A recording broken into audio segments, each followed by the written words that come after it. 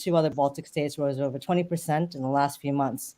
The combination of higher inflation in the Eurozone, the continuing war in the Ukraine has led to further uncertainty and volatility. I hope that in this session that you will walk away feeling more comforted by the information we provide to you and the Q&A session following thereafter. I'm joined by my esteemed colleagues, Aleksandrs, the country manager in Latvia, Kaspar, representing Estonia, Vaidotas, representing the discussion regarding the Baltics and Lithuania. Vaidotas, with the aid of his colleagues, will introduce an informative presentation regarding the Baltics and the represented countries, and then I will shortly thereafter follow up with Q&A with participants. Vaidotas, over to you. Yeah. Thanks, Judith, for very nice presentations. Hello, everybody. Good evening. I would like to start a presentation about the macroeconomic situation in the Baltic states. So I will begin the Baltic real estate market overview now. So macroeconomics could be distinguished into three main periods as of now.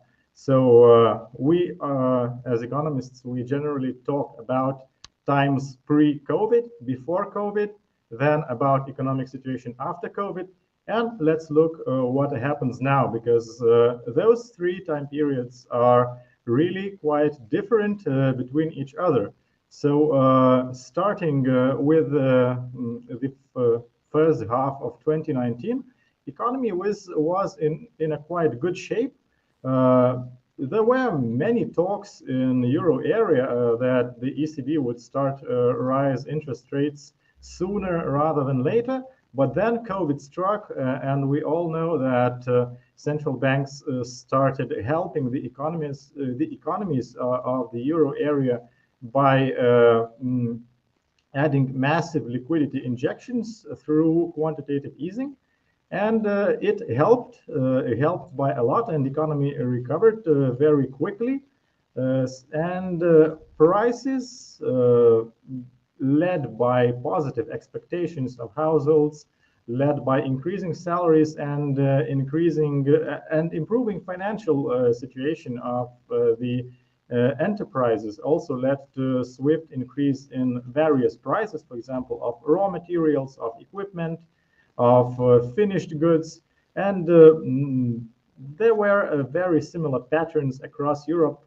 and in the Baltic states as well. So looking into the real estate market, we see that apartment prices in the capital cities of Lithuania and Estonia grew by approximately 50%. So since 2019, so it's actually very swift rise. Real estate prices in Riga grew by a little lower percentage amount, so just by 25%, but well, the word "just" maybe is a little bit exaggerated. So we see that apartment prices increased really swiftly and fast in all three Baltic states. Together with good economic shape, with good economic conditions, unemployment was reduced by a little bit, and salaries grew quite significantly, both in Lithuania, Latvia, and Estonia. However, since the second half of this year, since the summer of this year, interest rates started to rise because inflation was growing also very quickly. People had enough money for consumption. Enterprises also had enough financial resources to predict quite a bright future. So because of the combination of positive factors, spending increased, consumption increased, and even some shortages appeared in the global markets because China started limiting production by keeping zero COVID policy. So prices grew fast enough, and inflation right now in the Baltic states reached about 20%. Seeing rising inflation, European central banks started raising rates, and expectations about a rapid rise in key interest rates appeared in the beginning of this summer. And in the beginning of June, Euribor still was at 0. And right now, Euribor rate, if we will talk about the 6 months Euribor rate, that is the most common option for granting loans in the Baltic states. So 6 months Euribor right now stands at around 2.3%. So throughout even less than half a year, Euribor increased by 2.3 percentage points. And this rise was the most rapid rise in history. It starting looking from 1998, when euro currency was introduced. There were 2 periods before now when interest rates grew by quite a lot. So the first period was in 2000. The second period was in 2005, 2007. And however, none of these 2 prior periods showed faster rise in interest rates as is now. And right now, the rising interest rates resulted in a rapid increase in mortgage payments for those people who take mortgages to buy a home. So we see right now that affordability has shrunk considerably in all 3 Baltic states. In Lithuania, this shrinking affordability, rising inflation, led to deteriorated expectations of households. And right now, we can see that there are basically 2 different markets in Vilnius, in the capital city.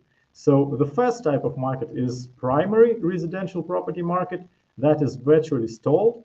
And another market is secondary real estate market in Vilnius that is quite active by historical standards. And people are still buying homes. However, these transactions, the market is quite liquid in the secondary market, while the market has virtually stalled in the primary market. And that stall, that rapid stop in the market may be resulted with the developers that were willing to increase prices for those customers who signed purchase agreements earlier. Earlier, I mean before inflation started to rise swiftly. And there were examples when developers started terminating the agreements of for the buyers, and buyers also new buyers actually are quite frightened, and they do not want to find themselves in situation when their contract is terminated. So they better are waiting right now for the constructions to be finished, or those who do not want to wait, those buyers are turning to the secondary market. That is quite active in Lithuania. And I would like to ask my colleagues, Aleksandrs and Kaspar, sorry, to add some comments about the markets in Latvia and Estonia. So yeah, I will start with Latvia. So as you see, the prices in Latvia did not cruise so fast as in Vilnius and in Tallinn. So the affordability of housing is still at pretty good level in Riga. And although we do see that the quantity of deals is now declining, the deals are still happening. And the difference is that the buyers are choosing the best properties, and the best meaning the most energy efficient. So we see the decline in prices in the secondary market in the old apartments, but the new builds, the new construction, which State Guru finances mostly, the prices are not falling. The prices are still on the same level. Yes, some developers start to give small discounts, but there is no underlying facts for them to actually drop the prices and do some fast selling. So I think in the short term, we are in the waiting period. So everyone is looking what's happening in the economy, in the market. And the active buying will resume pretty soon. Kaspar? Yes. Hello, everybody. Regarding Estonia, as we have had one of the highest inflations in Europe, we had also the highest growth in real estate prices, almost 30% compared to the last year. Also raising inflation, raising prices of energy have now we can see that now the consumers have put their plans on hold, which means that the transactions number of transactions is reducing, and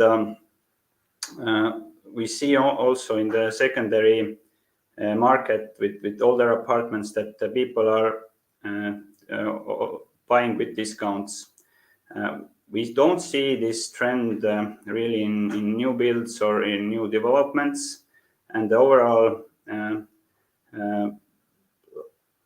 trend is that several big developers have taken off or their projects from sale or frozen their projects because of the low demand, and then we probably see that these projects will come to sale in spring when the demand recovers. So although there is some price drop to be seen within the secondary market, secondary apartments market, we don't see any major discount or price lowerings in the main new developments. So the overall thinking is that by spring the market should recover, and decrease of prices shouldn't be more than 10%. Okay, thanks, Aleksandrs and Kaspar. I will be moving forward with our presentation. So in the next slide, I will present the affordability situation in the three capitals of the Baltic states, in Vilnius, Riga, and in Tallinn. So basically, Riga has been always the city where affordability was the best, and it is still. While in Vilnius and in Tallinn, affordability deteriorated by quite a lot.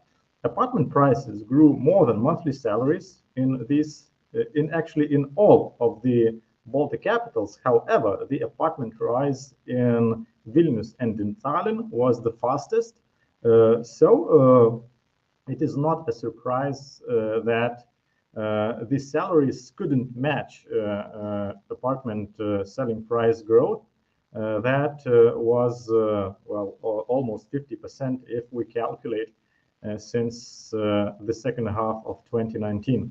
Euribor rates, actually, as mentioned earlier, increased at the fastest pace ever, and affordability, thus, of home buyers was sharply reduced.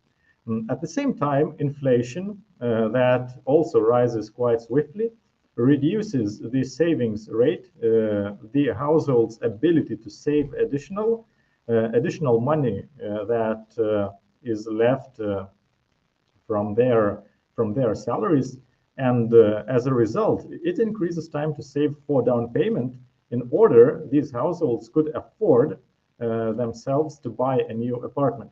So we see that currently in Tallinn, there is a situation when a lone person receiving average monthly salary could not purchase a 50 square meter apartment by taking a loan from a bank.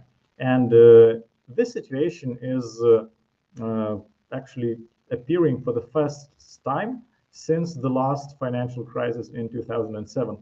And very similar situation is in Vilnius right now. Affordability is as well very reduced. However, the person who still wants to purchase 50 square meters apartment in the capital city of Lithuania still could afford buying it alone. However, if interest rates will keep rising in the future, then it is obvious that that people living in Vilnius and in Tallinn will have to adjust their expectations about future home purchases. Most probably, they will have to reduce the appetite for area, or maybe start looking for the properties in the districts that are further away from the city center. However, in Riga, the affordability is still way better than in Tallinn and in Vilnius. However, if the prices of real estate will keep rising and together with the interest rates, people living in Riga will face very similar situation like in Vilnius and in Tallinn. Real estate prices currently grow at about 25% annually in Vilnius and in Tallinn. In Riga, somewhat slower. However, everybody is actually asking a question: what will happen next? Because it is well, quite feasible to assume that if economy starts to deteriorate, it is pretty much impossible to sustain such high levels of growth in real estate. And we have already seen a decline in stock market prices globally. We have already seen a decline in bond prices as well. For example, government bond yields started reaching almost 4% for longer maturities in the Baltic states. So such a high pace of house price growth is actually questionable at this moment. And there were various surveys done in Lithuania where people and real estate market professionals also mentioned that they do not expect for the real estate prices to keep rising in the future, at least in Vilnius. I do not have data at hand about similar surveys in Tallinn and in Riga. However, we can also assume that real estate market professionals and public people in those cities would hardly expect the prices for the real estate to keep climbing in the near future. So majority of people expect that the prices of the real estate of apartments will remain at elevated levels in the foreseeable future. The number of the real estate transactions in Vilnius still are at historically high levels, helped first of all by the secondary market activity that is historically high. However, primary market in Vilnius is really stalled due to need for finished construction projects. And talking about Vilnius, the overall number of real estate transactions in October is by about 12% less compared to October in the previous year. However, a decrease of real estate market transactions, of apartment transactions in Riga and in Tallinn is much larger right now. And in October, there were by about a quarter less real estate transactions in Riga and in Tallinn than it was in the previous year. So market activity and in turn liquidity has started to shrink as well. And the main reason for such decrease in real estate market activity may be attributed to significantly deteriorated consumer confidence in all of the Baltic states. So European Commission publishes a consumer confidence index European-wide, and we see that in the Baltic states, in Latvia and in Estonia, consumer confidence is at levels not seen since the crisis in 2008 and 2009. In Lithuania, consumers are a bit more optimistic than consumers in other Baltic states. However, in Lithuania as well, consumer confidence reached levels not seen since the COVID crisis. So basically, consumers more or less started thinking that they are preparing for some kind of crisis. And when consumers do not feel confident about the future, what do? Actually, they stop spending, and then there is a risk for economy to appear in some kind of vicious cycle when consumers stop spending and enterprises stop hiring, and unemployment may even increase in the Baltic states in the future as well.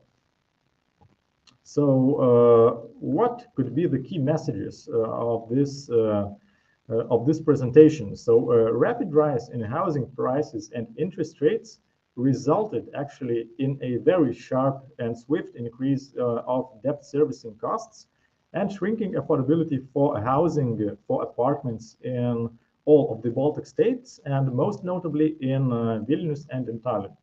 In Riga, affordability is still quite good, but if these trends will continue in the future, affordability situation in Riga would contract as well. Rising inflation and economic uncertainty, not least uncertainty resulted from an ongoing conflict in Ukraine, led to a significant deterioration of household expectations. Lower affordability and worsening expectations were among the main factors that caused shrinking apartment transaction volumes across the capitals of Baltic states. And developers in Vilnius, Riga, and Tallinn find it more difficult to sell new apartments currently, while construction costs to build new homes remain at high levels, remain much higher than they were prior the COVID pandemic. Increasing interest rates at the same time offer more attractive opportunities for investors that invest in fixed rate assets. So basically, this is the bright side of this current situation. Yes, consumer confidence may decrease. However, investors who have some spare cash in their accounts, they actually can find really attractive opportunities to obtain assets that generate fixed income. And demand for alternative real estate financing, as well as quality of potential borrowers, is likely to increase in the future, because developers that are developing real estate projects currently, they also face the situation when demand for finished apartments is lower than was maybe predicted earlier. So in order to keep afloat, in order not to begin fire sales, it is highly likely that the developers will start looking for additional financing, and that financing may be extended with really attractive rates. So this was the end of my presentation, and it's time for a discussion. Thanks, Vaidotas. I think there's some things that key messages that are resonating here. But as we can just to hone in on that, you can recall during the last financial crisis, there was a resurgence of debt funds that actually entered into the market that took advantage of lower asset pricing and higher rates of return. So thank you for that. But I'd like to actually open the discussion around the questions from the panel to the panel and also from the audience. So I'll start with some of the audience questions because I think they're much more interesting than mine. So the first question is, if Putin starts invading the Baltic countries, are any of our loans there safe, or even the platform? And I can answer the platform end of it, being head of capital markets. We have Berlin as a second headquarters, HQ. So if there was ever a situation, and also, as you know, we've been actually expanding from the Baltics to Germany, and also we have a small satellite office in the UK. So we are expanding, but we're very, very much committed to supporting the Baltics. So yes, our platform is safe, and from the perspective of the IT elements and things like that, those are on the cloud. Obviously, we're a tech company, but I would like to maybe hand over to the floor, really, if Aleksandrs or Kaspar or Vaidotas to actually answer that question in terms of the loan side. So I can add from myself that we've been answering these kinds of questions since February, and I think the most important message here is that Estonia, Latvia, Lithuania are all part of the EU and NATO, and I think that well, since February, today we are like more sure than ever that this scenario is highly unlikely.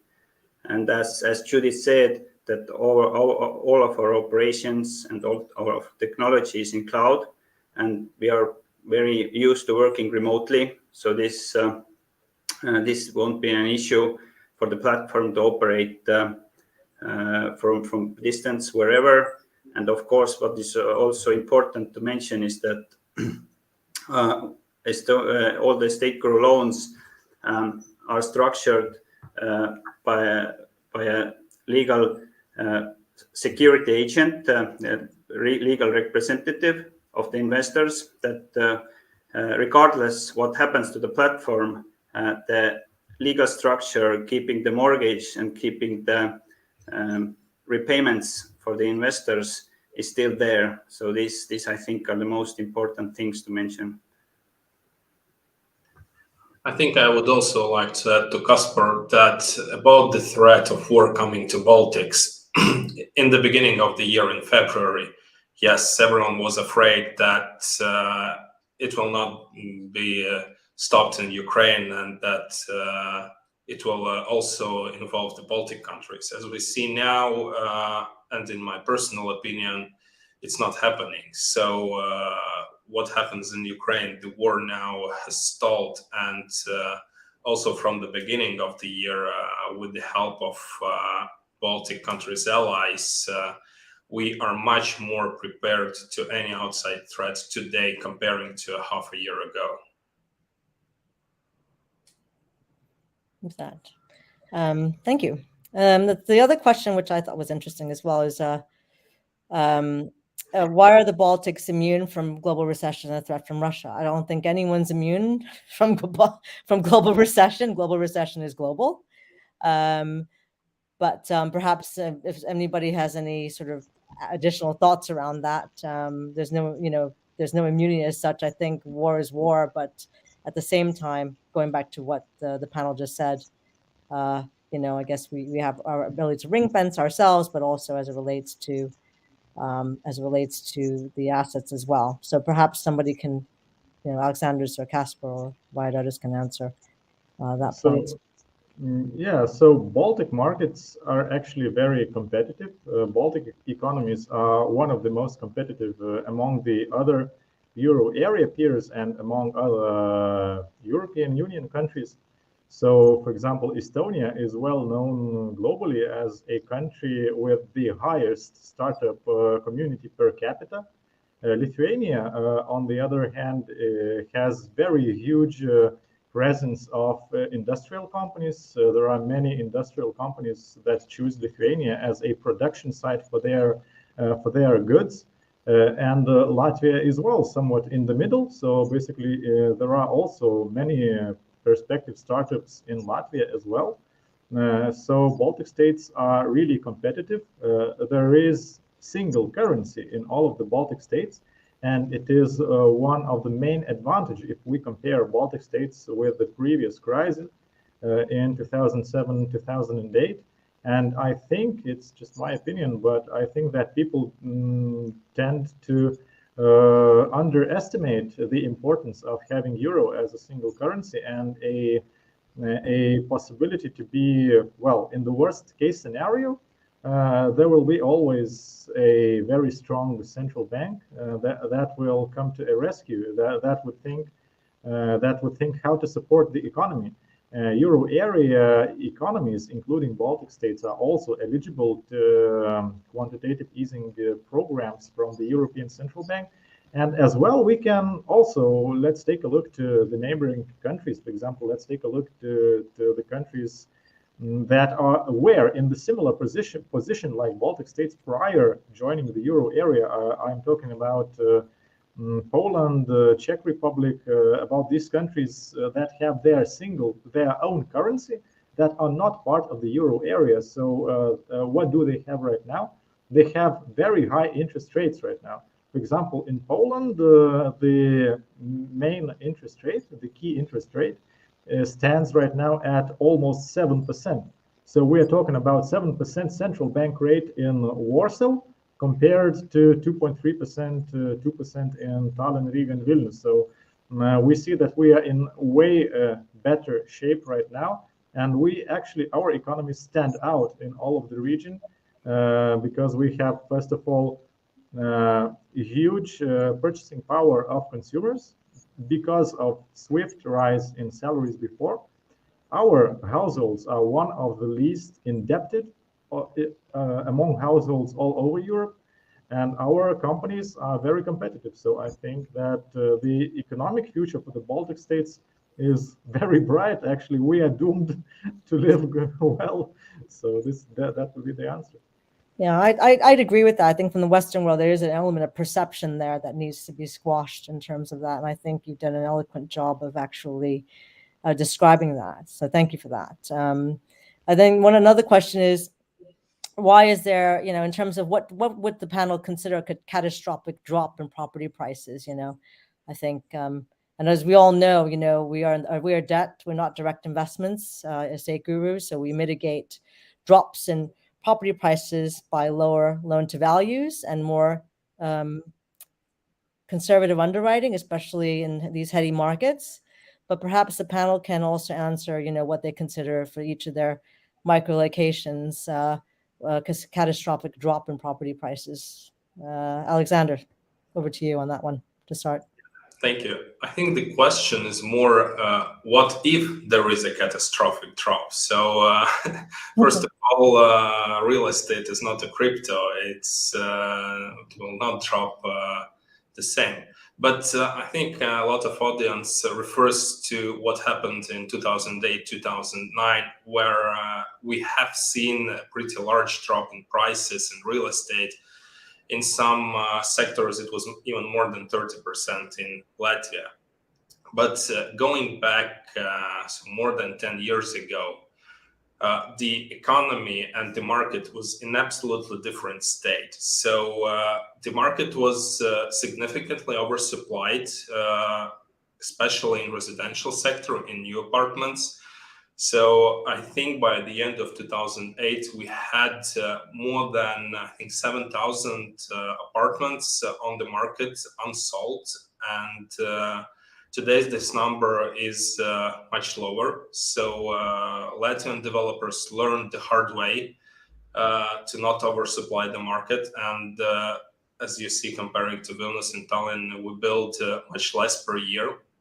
And at that time, you could get a mortgage in the bank with 100% LTV. So the bank could have financed the full purchase and even some of the furniture. So today, that's not possible. So today, you at least have to invest 15% of the purchase price and then also invest in furniture, meaning that you cannot speculate as much as the people could speculate in 2008. And why there were a drop? Because a lot of people bought extra apartments hoping to sell them at higher price, and they were over leveraged and with more than 100% LTVs. So today, if you're buying a second apartment, the down payment in all of the banks is 30%. So the banks in Latvia also learned the hard way how to reduce the speculations, how to keep the market for the buyers and end users. So I don't see factors today or reasons today for such a significant drop in prices. Yes, there will be the balancing out of the market. So we had more than 5 years of continuous growth. This will balance it out, but I don't see that it will happen at the levels of 2008 and 2009. So Kaspar, your views on house prices and Yeah, so basically the answer is similar that Aleksandrs has, and maybe even if we go back to the previous question and Vaidotas' answer that Are Baltics immune from the global recession? That I would say, of course not. But in a way that we had like 12 years ago or 13 years ago, definitely. That as Vaidotas mentioned, that the whole structure of the economy and the banking sector is different, and the economies are really strong, and the pillars, the main pillars are very strong. So similar drops that real estate prices that we saw like 2009, this is not impossible. So basically, if we looked at the different bank statistics, that LTV ratios of home loans are less than 50%, meaning that people have, and companies also have, put a lot of equity in their real estate. So, and they have a lot of buffer to cover these hard times. So the overall view is that the prices probably will drop around 10% to match the demand and supply, but not more, because the amount of equity that the sellers and developers have is enough to go through the recession and go on from there in the spring or a second part of the year, and to basically to recover and stabilize in a normal market condition. So in the perspective, the 10%, so it might sound a lot, but 10% actually is going back in 2021. So Yeah. It's not so much. No, that's right. And they're saying the same thing, very similar in Germany as well. So there is some kind of correlation here with the Eurozone. And then I guess one of the questions, I think, from the market, for the people who are actually online, is what would be a key driver to boost the number of transactions if we're waiting period in Latvia, and the affordability would go down because of inflation, rise of interest rates and costs, etc. So what does the panel think the key driver would be to boost transactions at this stage? I think liquidity is one by the banks, and then one can talk about liquidity. It was one of my questions actually for the panel, as it relates to Latvia and then Lithuania separately as well, and Estonia. Are the banks lending? So that, to me, that's a key driver of boosting the number of transactions, because obviously borrowers who are taking mortgages need mortgages. That actually creates the cycle of capital, and then we have the ability to lend to developers because we have the ability to be taken out. So Aleksandrs, from your side, from your market, what do you see as a key driver boosting transactions in the banking market? Well, I think Latvia in this sense differs a bit from other Baltic countries, so and from the whole Europe. One of the key factors which is coming into play in recent years are the rental properties. So, say from 1992, the law for renting out apartments was not favorable to the landlord. And that changed several years ago. And today we see that every day there are more and more players, international players and also local ones, big funds, banks, insurance companies investing heavily in rental properties. So this is, I think, one of the drivers which will support the market in the nearest 2-3 years. The amounts which are ready to be invested are huge comparing to the size of the local market. And comparing to Western Europe, there is a very small portfolio of properties which are built specifically for renting out. And for our developers with whom we're communicating daily, they understand that, okay, so the households are buying less, or buying slower. So they are switching to other potential buyers, or they start to let the properties out themselves, so still creating the cash flow. The other factor which plays a significant role in Latvia, you have seen in the first slide of the Vaidotas presentation that the average price on the market in Riga is significantly less than the price in Tallinn and in Vilnius. But you have to consider that more than half of those deals are the deals happening in old buildings built in Soviet times, which are not energy efficient. So more than half of Riga's population live in old buildings which are not efficient at all. And the heating price could be 3 or 4 times higher comparing to the new apartments. So we still see that if you calculate your total expense, not just the mortgage, but let's say the mortgage and the heating cost, maintenance costs of the old apartment, you can still afford to buy a new one. Okay, it may be a smaller one, but you're paying much less for maintenance and heating, but paying a higher mortgage. But you invest actually in the future because these properties are not so old comparing to the buildings built 50 years ago. And actually the lifespan of these buildings when they were designed were designed for 50, 60 years. So we are actually in the period when their lifespan is at the end. So these are pretty big drivers which will still create demand for the new apartments, new houses in Latvia in the coming years. That's very interesting. We've seen that trend worldwide, and it's good to see that happening in your country. But also from the Estonian side, I mean, Kaspar, any comments from your side? Are you seeing similar trends in Estonia in terms of rental landlords? Oh, well, yeah.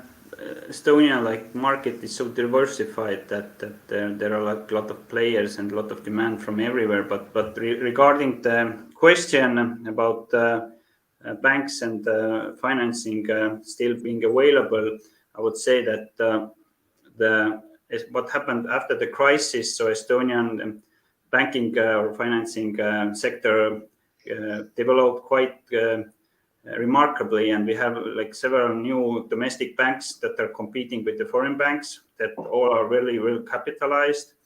The domestic banks actually raised money for equity to cover this period of this downtrend of the economy, to be able to match the central bank's criteria for financing. So all the banks have said that they are open and willing to finance. And what they see is that like the home loan applications have dropped more than 30%.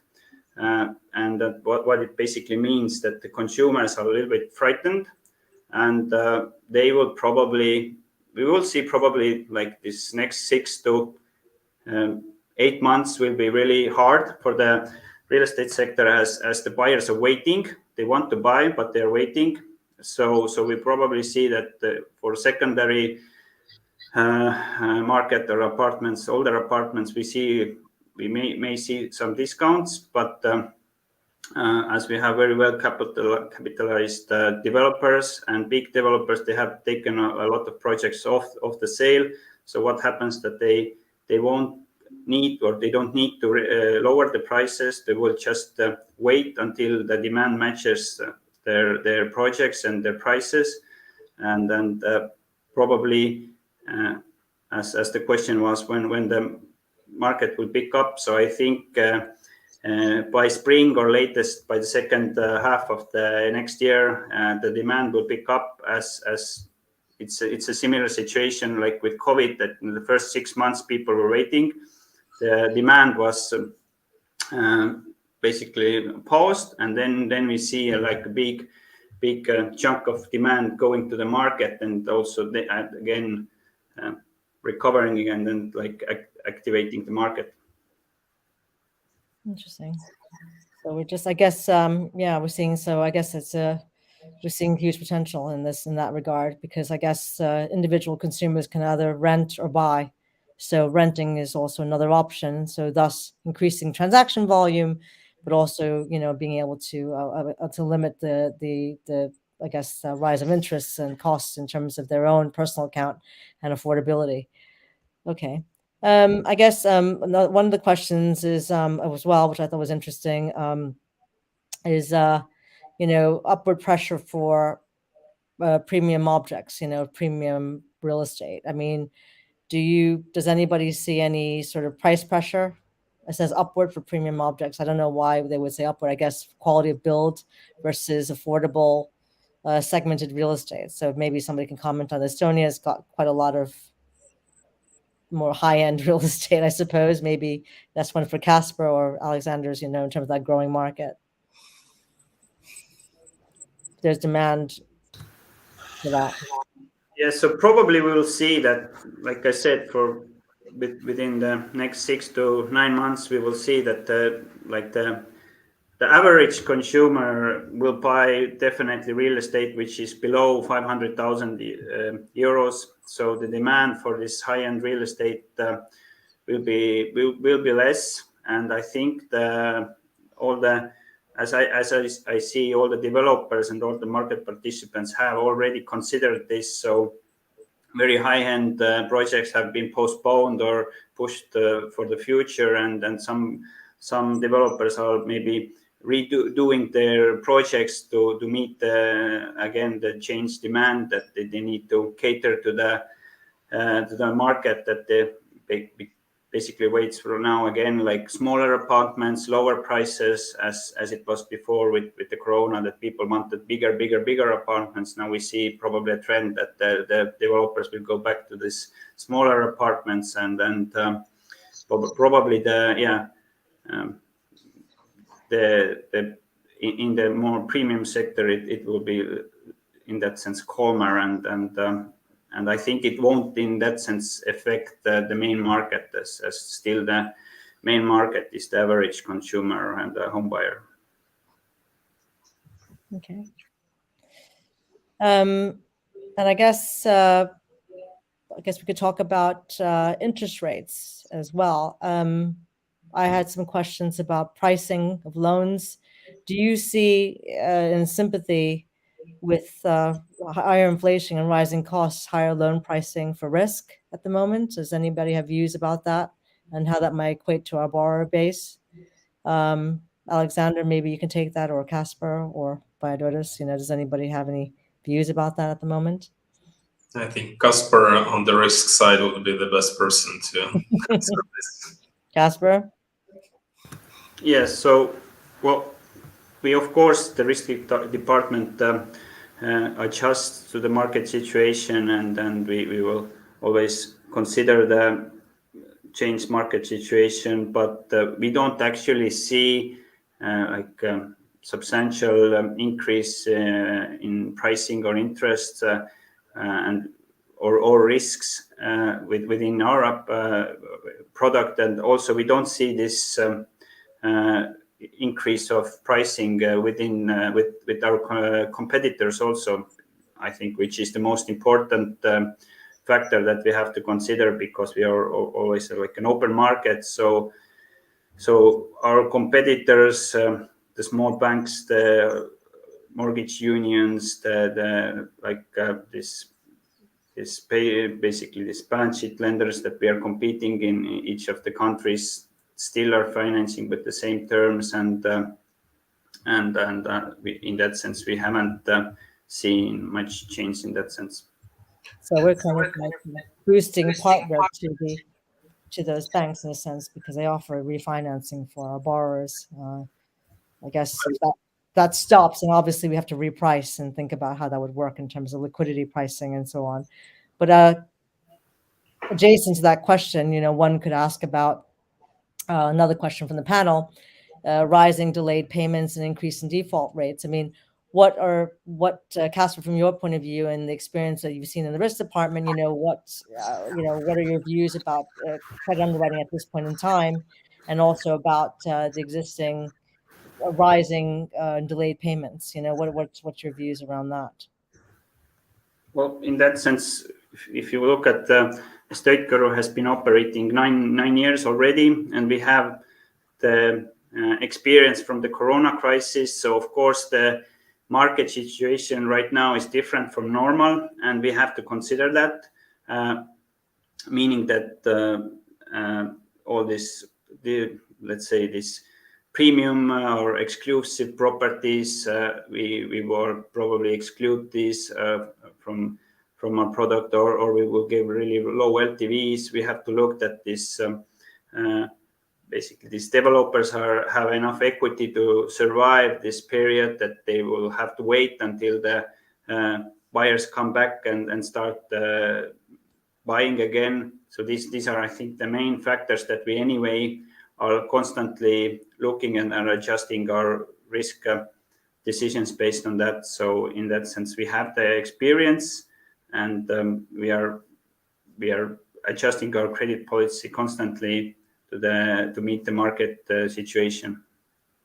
And that would actually, so in terms of, from that point of view, what would your definition of a qualified developer be, Kaspar? And in the current markets of rising construction costs as well, how would you view mitigating that as it relates to lending at the moment? Yeah, well, as well, if you looked at the borrowers or these developers of our platform, then almost half of them are repeating customers, meaning that this prime borrower or developer is experienced developer with good track record and with good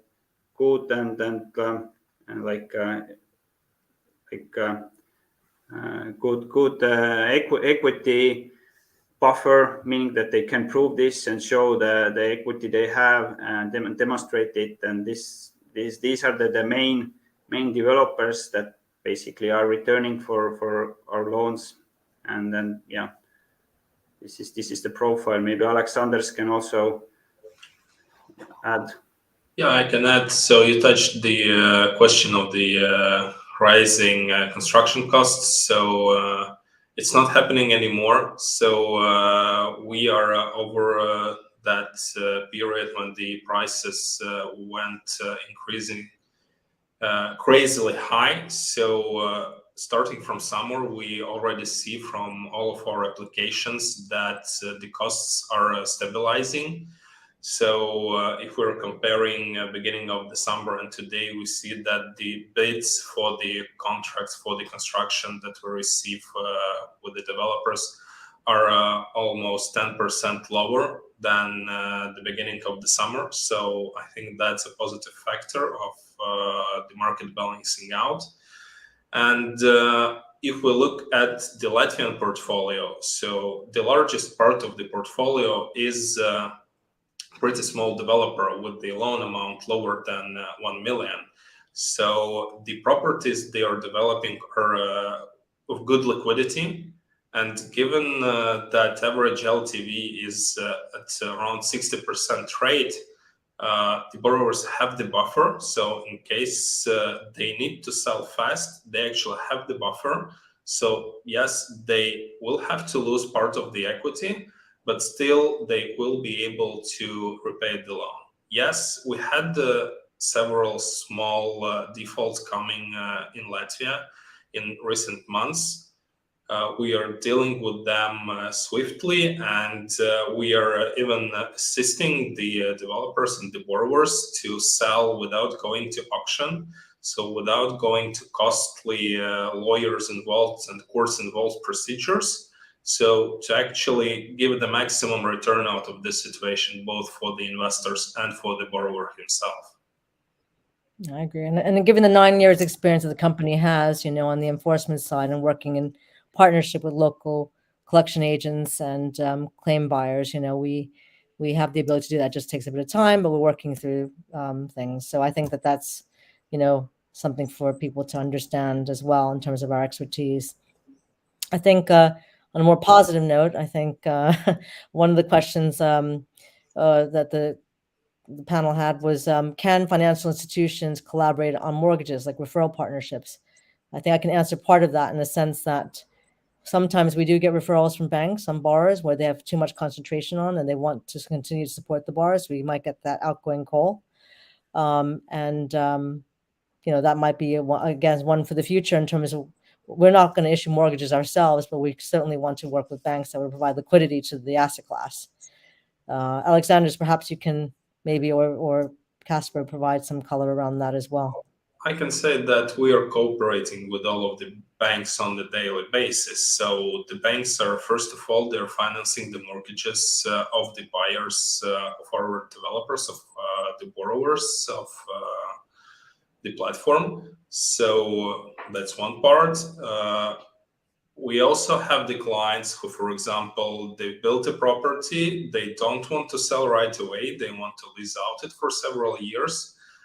When the property is finished, it's commissioned, so it becomes eligible for most of the bank's criteria. So we had several deals where banks actually refinanced and paid back the investors. So that's daily business.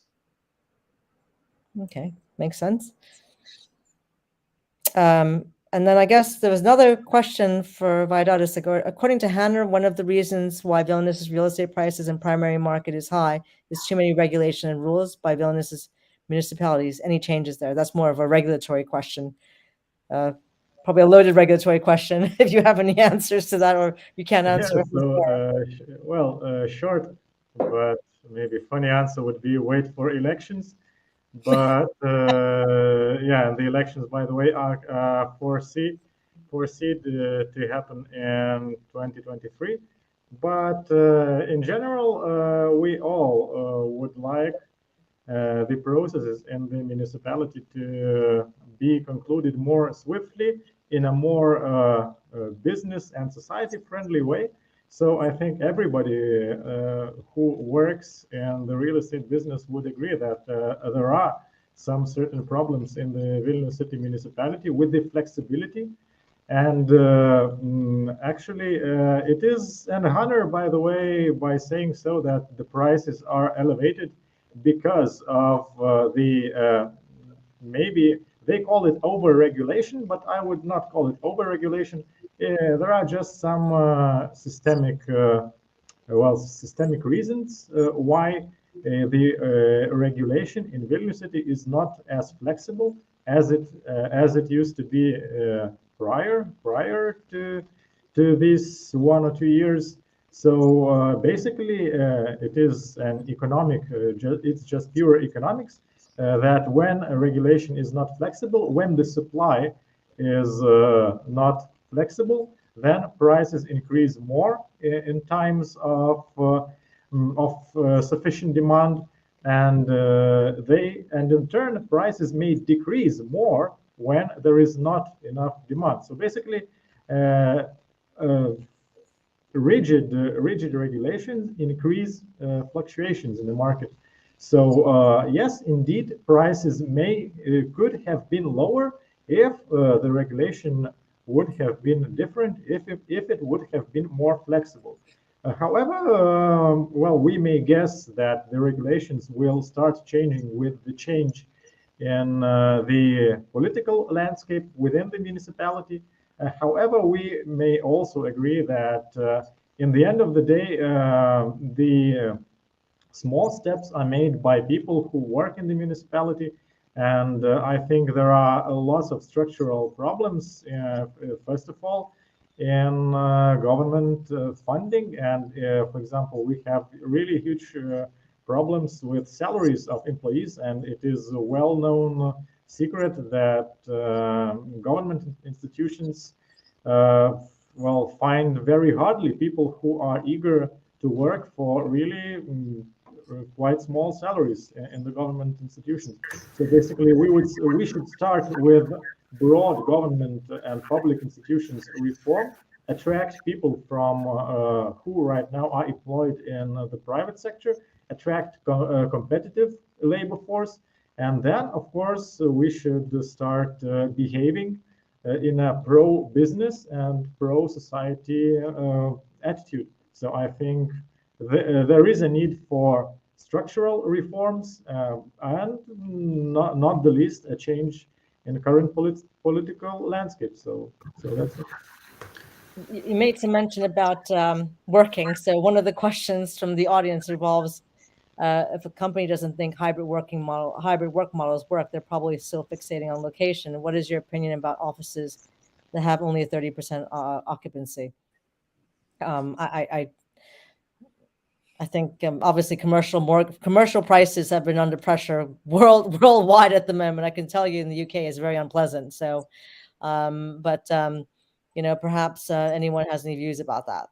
Yeah, I can relate to several surveys done, and here the Baltic markets differ a lot from Western countries. In Baltic countries, people actually like to work in offices much more comparing to Western countries. So I've seen surveys which are showing that more than 70% of the employees, if there is a possibility, would like to go to office. So if we are looking at the commercial market today in Riga, we have several new developments. Those have a lot of pre-lets, so we don't have huge lack of occupancy in the real estate market. If we look at our office, I'd say in Riga, 90% of the employees are working from office. So I think Baltic countries, maybe historically, how they developed, so we still want to socialize. We are still social beings, and sometimes being in an office is just more efficient. Kaspar, any comments from your side regarding hybrid working environments? Yeah, I think this is the question that we have here in Estate Guru all the time, and I think lots of companies have this question as where the company, like employee number of employees changes and then the market situation changes. So sometimes people want to be home. There is like more problematic times regarding the illnesses and so on. But in that sense, people need to come together and meet and have like these meetings and discussions face to face. So there is it's a really hard question. Where is the balance point that how much office space you would have considering the employees, and if the company number of employees is changing rapidly, how to balance that? So it's really like a good and a hard question. I don't have a good answer for that, but of course we have to consider that people want to come to the office also, and they need to have like a room for themselves that they are not disturbed by this everyday home things.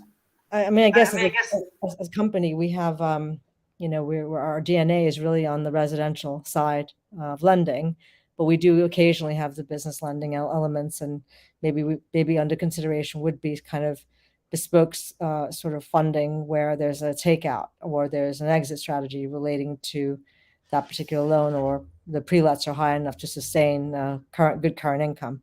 So I agree on that.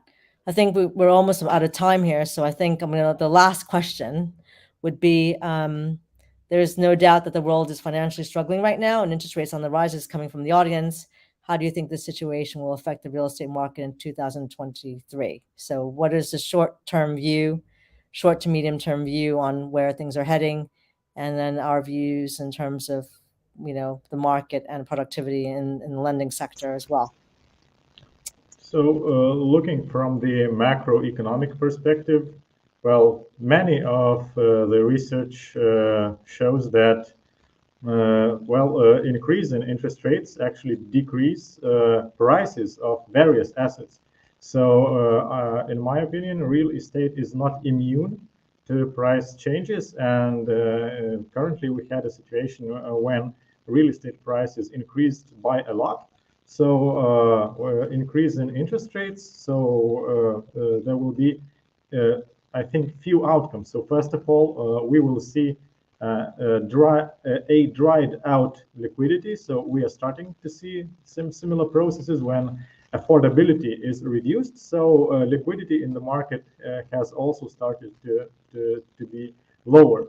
And yes, we should not be afraid of mentioning that, yes, there is a a certain probability of a fall, of adjusting of the real estate prices. But I think that, and most of the surveys, of the public surveys, at least in Lithuania, show that market does not expect that potential drop in prices would be large. And we should also understand that a certain drop in real estate prices would increase affordability, and the liquidity situation will be resolved in the future. So I think that in the short term, yes, we may expect a certain, well, a small drop in real estate prices and some kind of lower liquidity. But in the longer term, I think that everything will be solved out. Well, I think that we have to consider that today the markets are heavily impacted by fear. And I at least don't remember that at any point we had several fears at the same moment. So in Latvia, we just had elections, the government is not yet formed. We have war in Ukraine, we have huge inflation, we have potentially huge heating bills, and the glooming recession, the global recession. So we have so much fears that those are now stalling the market. The consumers decide to postpone, to hold out for a bit. But as we've seen with the COVID, the first wave, the fear was huge. 1 year, less than 1 year passed, so the impact of the fear decreased. The same, I think, will happen in the nearest half of the year. So the government will be formed. The government offered huge support for the energy prices, for the electricity. So in September, the people were afraid that they will not be able to pay for the heating during this winter.